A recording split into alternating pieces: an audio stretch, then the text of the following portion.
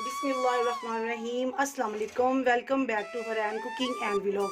तो जनाब, कैसे हैं आप सब लोग? मुझे उम्मीद है अल्लाह पाक की रहमत, फजल और करम से आप सब लोग अपने अपने घरों में शाद और आबाद होंगे। अल्लाह पाक हम सब को अपने हिफ्ज़ो अमान में रखे। तो सबसे पहले तमाम व्यूअर्स को बहुत बहुत ज़्यादा रमज़ानुल करीम की मुबारकबाद। अल्लाह पाक इस रमज़ानुल मुबारक को हमारे लिए नहायत ही बबरकत साबित करे और इस रमज़ानुल मुबारक के ज़्यादा से ज़्यादा जो इसकी जो बरक़ात हैं वो हमें समेटने की तौफ़ीक अता फ़रमाए। आमीन सुम्मा आमीन। तो जनाब, रमज़ान मुबारक की तैयारियां चल रही हैं।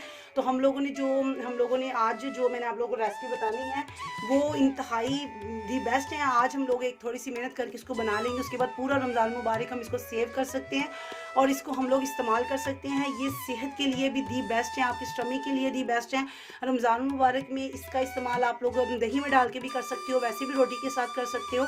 इसके बहुत ज़्यादा फ़वाइद हैं और ये बहुत ही मज़े की होती हैं। तो आज जैसा कि आप सब लोग देख रहे हैं, ये हम लोग आज पुदीने की चटनी जो है ना वो बनाएंगे। तो हम लोगों ने इसको कैसे बनाना है, सबसे पहले जो इसमें जो मेन चीज़ वो डलेगी वो है हरा धनिया। हरा धनिया जो है ना वो हमारी सेहत के लिए भी बहुत अच्छा है, हमारे स्टमक के लिए। अगर मैदे में गर्मी वगैरह हो गई है या कुछ भी मसले मसाला हमारे मैदे की गर्मी के चल रहे हैं तो उसमें जो धनिया है ना वो बहुत ज़्यादा अच्छा होता है। ये हमारे पास पुदीना है जनाब। तमाम चीज़ों को अच्छे तरीके से मैंने वॉश करके काट के रखा हुआ है। धनिया डाल दी है। दूसरे नंबर पे हम लोगों ने पुदीना डालना है। पुदीने को भी अच्छी तरह से मैंने धो दिया था, धो के उसके बाद इसको मैंने साफ़ करके रख लिया है। तो जनाब, हम लोगों ने इसको जग में बिल्कुल नहीं ग्राइंड करना, आप लोगों की मर्ज़ी है, आप लोग जग में ग्राइंड कर सकते हो।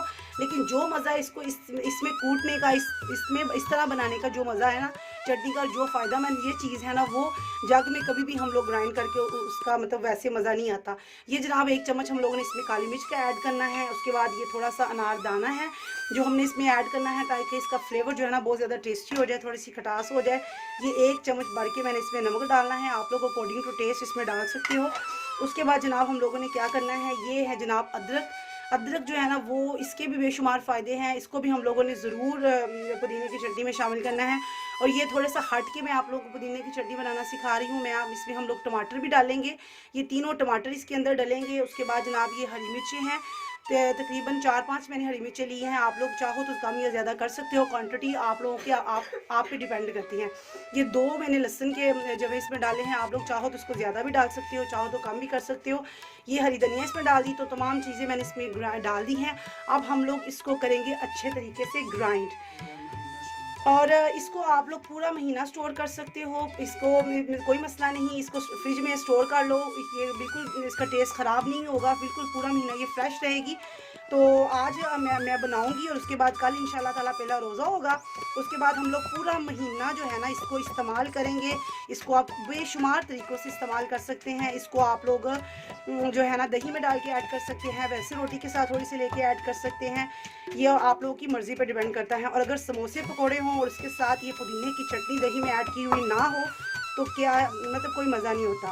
इसकी क्या ही बात है पुदीने की चटनी की ना। तो मैं इसको जाग में बिल्कुल ग्राइंड नहीं करूँगी, पानी डालना पड़ता है, वो पतली सी हो जाती हैं तो वो मज़ा नहीं आता, वो फ्रेशनेस नहीं होती। इसको मैं इसके अंदर अच्छी तरह से कूटूँगी। तो अभी 2 से 3 मिनट इस पर बड़ी ज़्यादा मेहनत होगी। तो 2 से 3 मिनट तो इसको कूटना पड़ेगा अच्छे तरीके से, तब हमारी ये चटनी जो है ना बिल्कुल बन के हो जाएगी तैयार। तो 2 मिनट बाद आप लोग से दोबारा मुलाकात होगी। टेस्टी हेल्दी जो पुदीने की चटनी हमारी हो गई है तैयार। बहुत ही चटखारेदार, बहुत ही स्पाइसी और जो है ना सेहत के लिए भी हर लिहाज से ये अच्छी चीज़ है। ये आप लोगों ने इस तरह बनानी है। बनाने के बाद आपने किसी अच्छी सी कटोरी में इसको डालना है और डालने के बाद आप लोगों ने इसको सेव कर लेना है।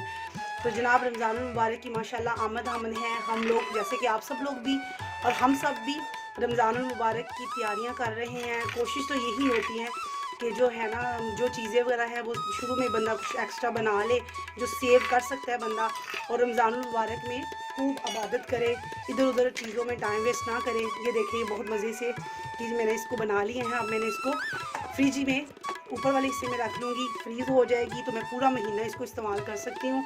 तो इसके साथ ही जनाब मुझे दे इजाज़त। इंशाल्लाह नेक्स्ट रेसिपी में दोबारा आप लोगों से मुलाकात होगी। तब तक आप अपना और अपने प्यारों का बहुत ज़्यादा ख्याल रखिए। मिलते हैं दोबारा किसी रेसिपी में या रेमेडी में। ओके जी, अल्लाह हाफिज़।